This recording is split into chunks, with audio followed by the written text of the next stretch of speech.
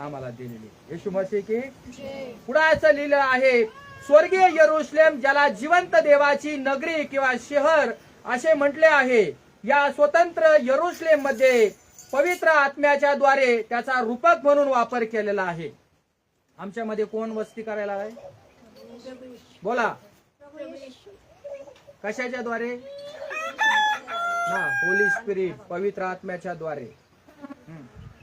आता प्रगटीकरण याचा 21 अध्याय 2 आणि 3 वचन वाचा. प्रगटीकरणाचं पुस्तक याचा 21 अध्याय 2 आणि 3 वचन. तेव्हा मी पवित्र नगरी नवीन यरुशलेम देवापासून स्वर्गातून उतरताना पाहिली. ती नवऱ्यासाठी शृंगारलेल्या नवरीप्रमाणे सजवलेली होती. काय केलेली होती? म्हणा, शृंगारलेली होती. इथं पण हा शब्द आलेला आहे, नवीन यरुशलेम. आम्हाला कोणासाठी सजायचं आहे? आता जगिक उदाहरण आपण तडजोड करतो. लग्न जुळल्यानंतर, लग्नाची तारीख झाल्यानंतर नवरी कोणासाठी तयार होती लग्नाच्या दिवशी?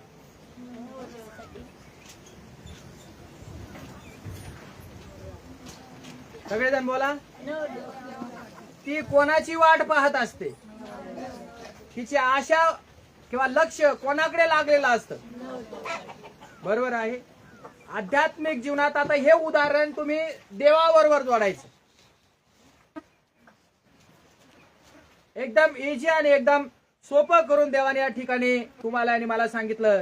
या ठिकाणी यव्वान शेवटच्या काळामध्ये यव्वान पवित्र आत्म्याच्या सामर्थ्यानं ही गोष्ट लिहित आहे.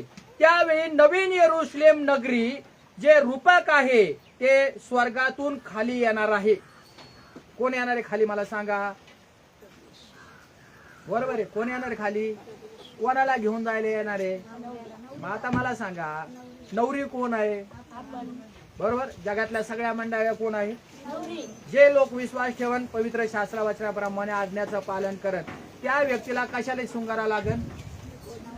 वचनों के सिंगार से अपने तू मन को सजा ले, रूहे पाक के वरदानों से तू, रूहे पाक के वरदानों से तू अपने जीवन को भर ले. कशाने भरा? वचनाने स्वतःचा शृंगार करा. म्हणा सगळेजण, वचनाने स्वतःचा शृंगार करा. शेजाऱ्याला म्हणा, वचनाने स्वतःला सजवा. आणि जिथं वचन नाही ना तिथं काय होईल सांगा मला? ती वधू, ती नवरी येशू ख्रिस्ता बरोबर जाईल का?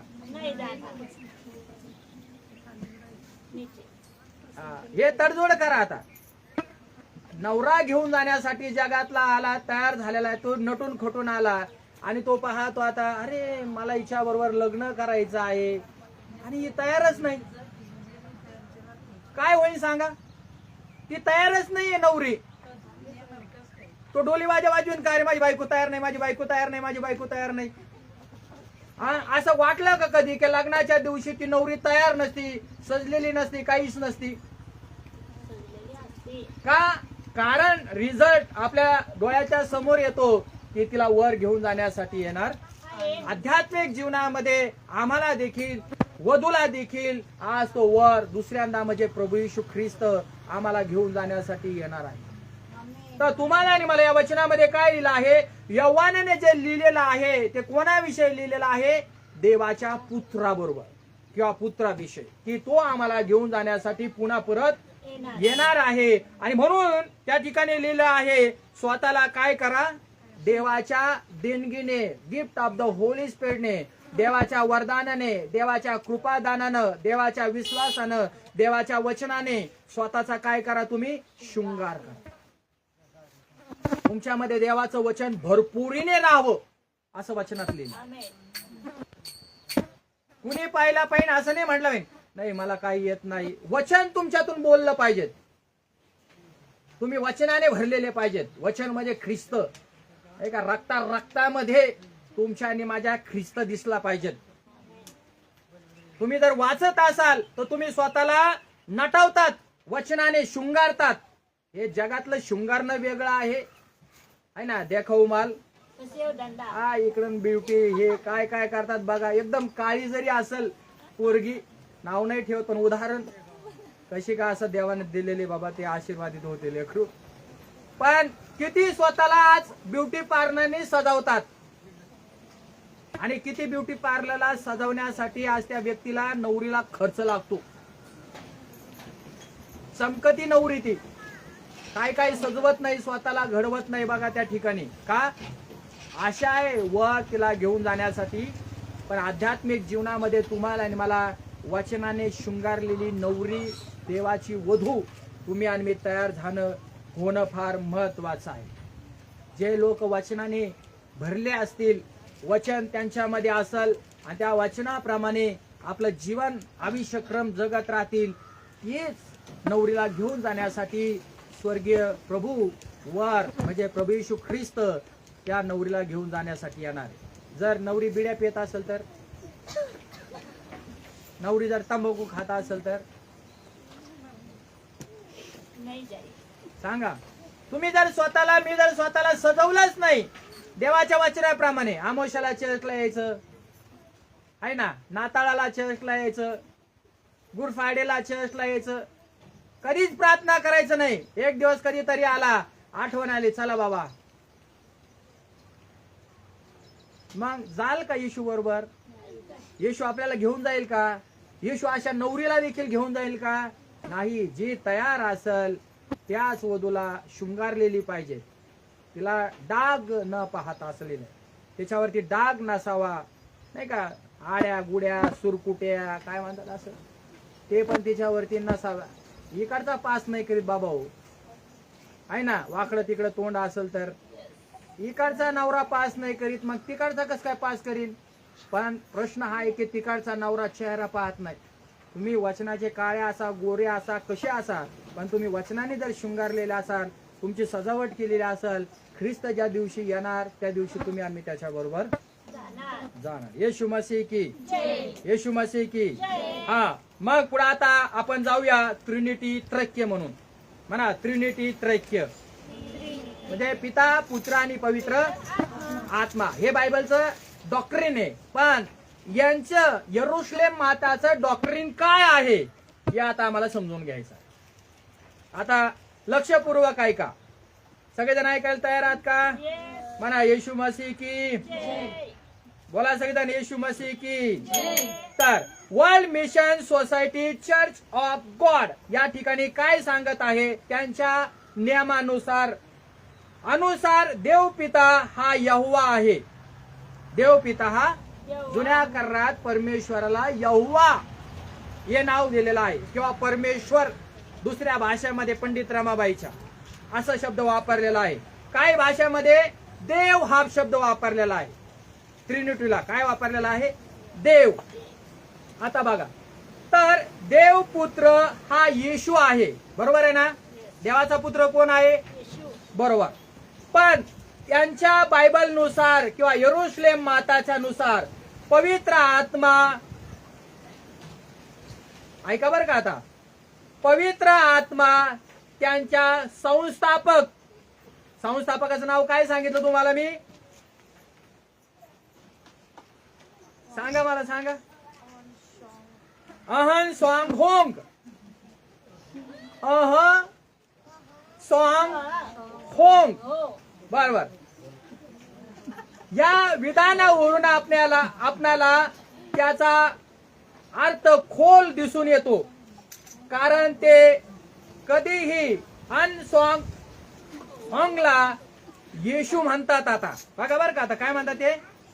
पहिल्यांदा आपण ऐकलं ते काय म्हणतात? तो येशू आहे. कोण आहे? पण खरा येशू बायबल मध्ये दाखवलेला आहे. पण त्या संस्थापकाला त्यांनी नाव काय दिलेलं आहे? येशू. बघा, किंवा दुसऱ्या भाषेत त्याला आता दुसरं नाव काय दिलं आहे? म्हणा, आता तुमच्या घरात लोक ज्यावेळेस येतील ना, किंवा लोकांच्या घरात ज्यावेळेस जाते ना, ते म्हणते पवित्र आत्म्याला एक नाव आहे. तुम्हाला अजून कसं काय शिकवलं नाही तुमच्या पालकांनी? तुमच्या पाळकाला अजून काही शिक्षण माहित नाही, तुमचं पाळक लय अडाणी आहे. ते म्हणजे पवित्र आत्म्याला नाव आहे. काय नाव आहे पवित्र आत्म्याला? तुम्ही म्हणता ना असं डोकं खाजीत बसन. आमच्या पाळकाने कधीच प्रश्न विचारला नाही, कधीच सांगितलं नाही पवित्र आत्म्याला नाव आहे. पिता माहिती आहे, पुत्र माहिती आहे, पुत्राचं नाव माहिती आहे ना, पवित्र आत्मा माहिती आहे. यहोवाचे नाव आम्ही वाटतो, पुत्राचे नाव आम्ही वाचतो, पवित्र आत्म्याचं नावच नाही. आमच्या पाळकाने कसं काही सांगितलं नाही आम्हाला. ते लोक म्हणते तुमचा पाळक अडाणी आहे, तुमच्या पाळकाने तुम्हाला अंधारात ठेवलं. हा त्यांचं बोलणं आहे, ती बोली भाषा त्यांची अशी, अंधारात ठेवलं. मग आपल्या मनात पण लगेच काय म्हणन, हुशार असेल तर ठीक आहे बाबा, पण जरा काहीतरी असेल काही तर लगे म्हणे आपल्याला जायचंच नाही मग तिकडं. बरं तुम्ही सांगा, आम्ही नाही जायचं तिकडच्या. हा, तर त्यांनी काय दिलं आहे या वचनामध्ये? आज संस्थापकाला त्यांनी नाव दिलेलं आहे पवित्र आत्मा. काय नाव दिलंय? पवित्र आत्मा. बायबल मध्ये पवित्र आत्म्याला नाव. आणि आता तुम्ही जर जगात जरी पाहिलं त्याला परमात्मा म्हणतात. वेदामध्ये काय म्हणतात? परमात्मा, देवापासून आलेला आत्मा, परमात्मा त्याला म्हणतात. ते परमात्म्यावरती विश्वास ठेवतात. आणि येशूने आम्हाला परमात्मा पाठवलाय. तो कुठे आहे आता आमच्या?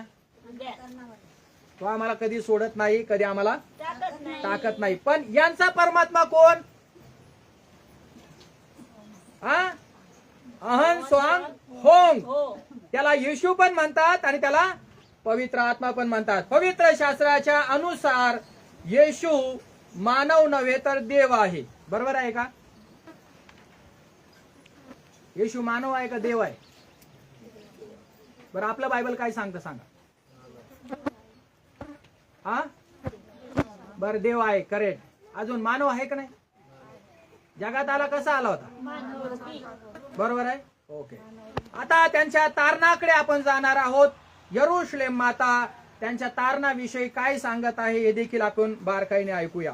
World mission society church of God त्यांच्या बायबलच्या नुसार तारण हे पिता ख्रिस्त, ते आता काय म्हणतात बघा बरं का, त्यांचे शब्द टनिंग कसे झाले बघा. आता येशू ख्रिस्ताला ते पिता म्हणतात. म्हणा, येशू ख्रिस्ताला ते पिता म्हणतात. आता पुढे चाला. आणि अन स्वांग होंग देव माता. आता काय झाली ती? देव माता. बदललं बर का. हे तिघे लोकांचे तारण करू शकतात किंवा त्यांच्या नावात तारण होईल. बरोबर आहे का? तारण कोणाच्या नावात आहे? हा. यातून देखील या शिक्षणाचा खोटारडेपणा तुम्हाला आणि मला दिसून येतो किंवा लक्षात येतो. या लोकांचा मोठा न्याय होणार आहे. होईल का नाही असं खोटं शिक्षण दिल्यावर? वचनाचा अर्थ जर चुकीचा घेतला तर मग देवाचा कोप त्या माणसावर ओढावणार का नाही? आणि त्यांचा न्याय काय साधारण पद्धतीने होईल का? हा. पुढे असं लिहिलंय, वाचा. रोमकरास पुस्तक याचा 5वा अध्याय 1 वचन. चला, रोमकरास पुस्तक याचा 5वा अध्याय 1 वचन. म्हणून आपण विश्वासाने नीतिमान किंवा धार्मिक ठरवलेले आहोत. म्हणून आपल्याला आपल्या प्रभू येशू ख्रिस्ताच्या द्वारे, हा, प्रभू येशू ख्रिस्ताच्या द्वारे देवाबरोबर शांती आहे. देवाबरोबर शांती आहे. हा. कशाचे तारण आहे आपल्याला सांगा? कशाच्या द्वारे तारण मिळेल? म्हणा 2 गोष्टी. पहिले काय आहे? विश्वास. तुम्ही काय ठेवला? का काही दिलंय? कोंबडे बिंबडे बकरे बिकरे काही आणलं का इकडे कापायला बिपायला? आणि तुम्हाला तारण मिळेल तुम्हाला वाटतं का असं? त्याने तारण मिळणार नाही. तर पहिली गोष्ट तुम्हाला आणि मला येशू ख्रिस्तावरती काय ठेवायचं आहे? तारण होण्यासाठी विश्वास ठेवणं महत्वाचं. आणि दुसरी गोष्ट आहे देवाची कृपा. काय आहे? कृपा. फक्त येशू ख्रिस्ताच्या द्वारेच तुम्हाला तारण मिळू शकतं. तुम्हाला मोक्ष मिळणार, अन्यथा मिळणार. पुढे जाऊया. World mission society church of God यांच्या मतानुसार मागील 6 वर्ष देव त्याचे तारण टप्प्याटप्प्याने वेगवेगळ्या लोकांच्या द्वारे करत आहे. बघा आता त्यांचं गणित परत फिरलं. टप्प्याटप्प्याने तारण होईल का असं? उन्हाळा आला, पावसाळा आला आणि हिवाळा आला. ते म्हणतात मग उन्हाळ्यात तारण होईल, परत म्हणतात पानकाळ्यात तारण होईल, नंतर म्हणतात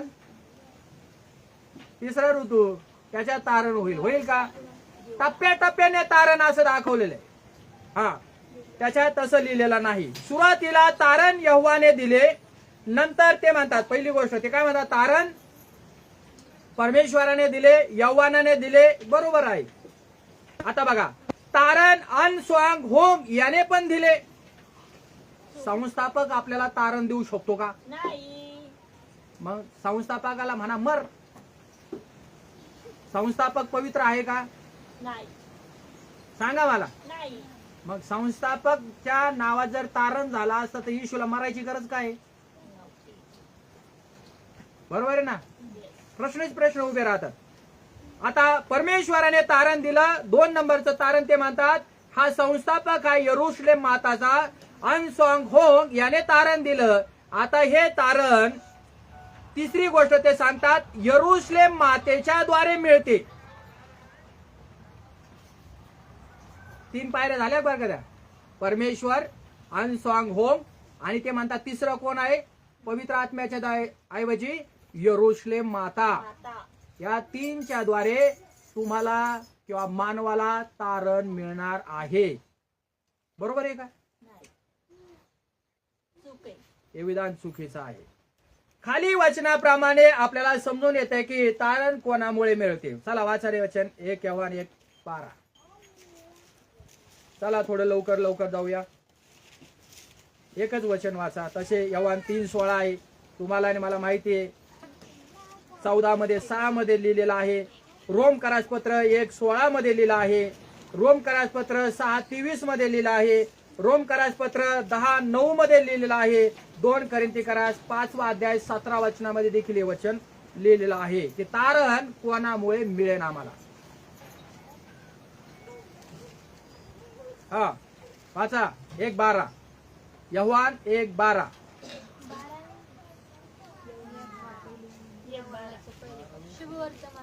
हा चला यहोवान 3:16 सांगा. देवाने जगावर एवढी प्रीती केली की त्याने आपला एकुलता एक पुत्र या सृष्टीला जो पण त्याच्यावर विश्वास ठेवेल त्याचं नाव असू नये. कोणावर विश्वास ठेवायचा? कोणावर विश्वास ठेवायला सांगितला? देवाच्या पुत्रावर. म्हणजे कोण? येशू ख्रिस्तावर विश्वास ठेवल त्याचा काय होईल? तारण होईल. त्याला अनंत काळचं जीवन. एक उदाहरण कळालं? बस समजून घ्या. आता तारण तुम्हाला आणि मला कळालं की येशू ख्रिस्तामुळे आमचं काय, सगळ्या जणांचं, प्रत्येक मानवाला काय मिळणार आहे? तारण. हे विश्वासाच्या द्वारे आणि देवाच्या कृपेने तुम्हाला आणि मला मिळालं. आता बघा, येशूचं क्रुसावरती जाणं त्यांच्या मनाने काय आहे? World mission society church of God त्यांच्या मतानुसार क्रुसावरती येशू मेला नाही. बरोबर का चूक? तर तो देव आहे. मुसलमान बांधवामध्ये कुराणमध्ये पण लिहिलंय. ते म्हणतात की येशू मरण पावला नहीं, उसके जगह पे दूसरा कोई वहां पे लटका दिया था और यीशु मसीह को बाजू को हटा दिया गया था. वो तो खाली क्या बोलते उसको, मैसेंजर आहे, पैगाम देने वाला. हे पण तेच म्हणतात. तर तो परमेश्वर देव आहे. आपल्याला माहित आहे की खोटे विधान आहे. पवित्र शास्त्राच्या नुसार क्रुसावरती मरणारा हा येशू ख्रिस्त आहे. बायबल आम्हाला त्याविषयी साक्ष देतं. देव पित्याने आपला क्रोध येशू ख्रिस्तावरती काढला. बरोबर आहे की नाही? आता त्यांनी वर काय म्हटलं होतं? देव पिता हा येशू आहे. मग प्रश्न आता उभे राहणार आहेत. आता बघा, देवाने आपला राग कोणावरती काढला? पुत्रावरती. तुम्हाला वाचा यहोवान 3:16 यशाचं पुस्तक 53 अध्याय 10 वचन तुम्हाला आणि मला वाचायला मिळेल. येशू ख्रिस्ताचा क्लेश देवामध्ये देवाला आनंद झाला. येशू ख्रिस्ताला काय केलं? ठेचलं गेलं म्हटलं ना, मारलं गेलं. अनेक लिहिलं आहे त्या ठिकाणी. जुन्या करारात यशाने भविष्यवाणी केलेली ती पूर्ण तुम्हाला आणि मला झालेली बघायला मिळते. बरोबर? लुकाचं पुस्तक 23 अध्याय 46 वचनामध्ये तुम्हाला आणि मला बघायला मिळतं.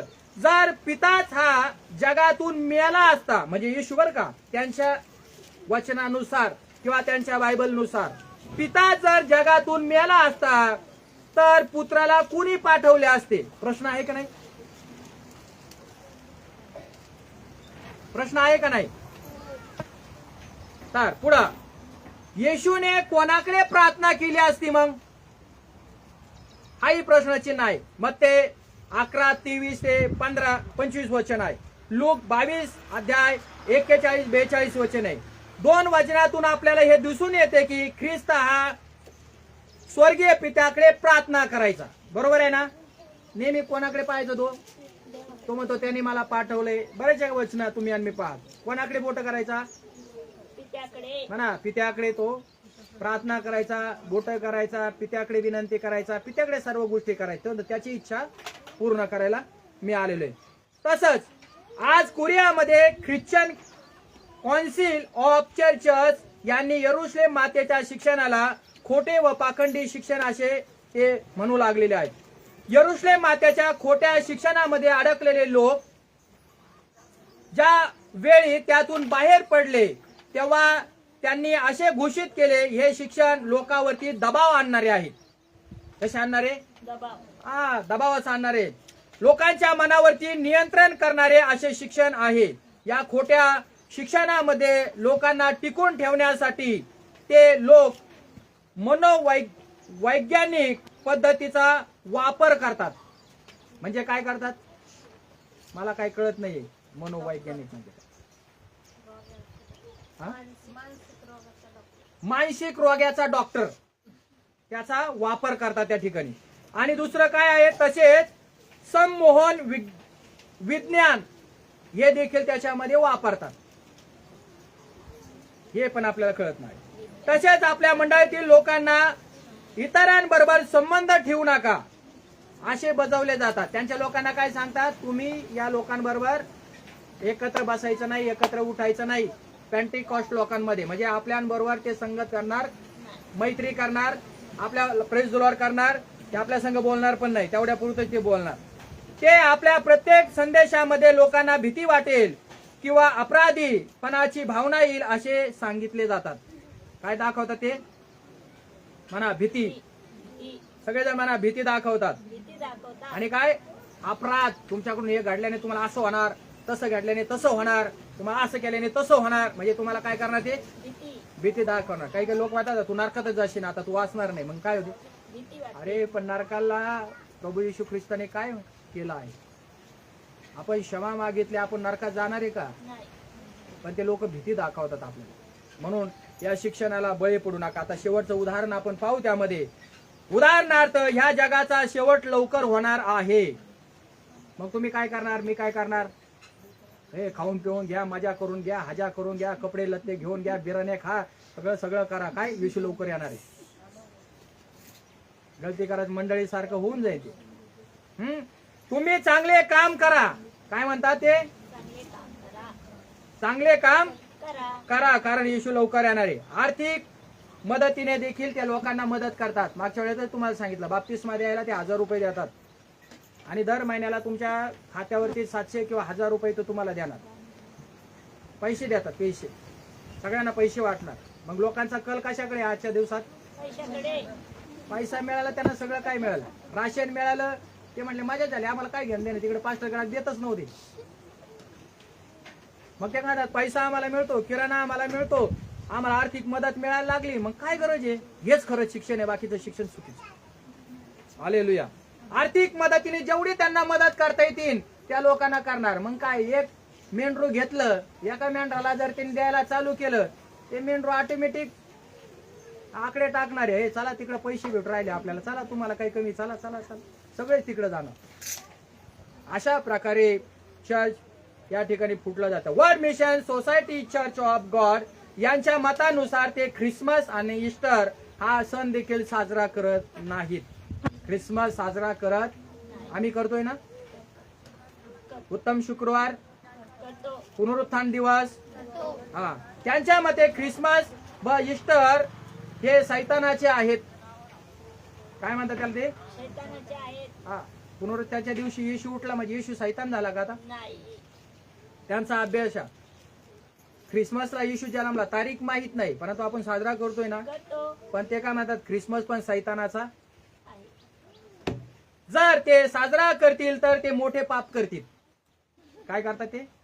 हे सण जर जगातील लोक साजरा करायला लागला, ते काय करतात? ते म्हणतात पाप करतात. ते बघा त्यांचं माइंड.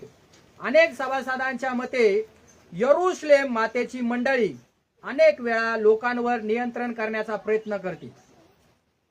कोणाशी बोलावे काय नाही, कोणत्या प्रकारचे गीते ऐकावी अशी कंट्रोल करण्याची पद्धत त्यांच्याकडे आहे. हे गीत गाऊ नका.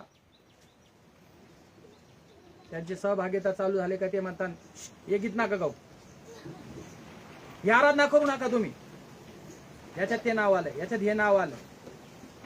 म्हणजे तुम्हाला आणि मला या गोष्टीतून लक्षात येतं. म्हणून देवाच्या लोकांनो, तुम्ही आणि मी एक गोष्ट लक्षात ठेवणं महत्वाचं आहे की आज जरी आपल्या जवळजवळ चर्च होत आहे ना, तर लगेच पास्टर यायला लागले, सेवक यायला लागले, कोणी लगेच बळी पडू नका. लगेच त्या ठिकाणी इकडचं चर्च सोडायचं आणि लगेच तिथं ठिकाणी भक्तीला जायचं, असं करायचं नाही. कधी पण त्यांचा फाउंडेशन पाया काय बघा, चेक करा.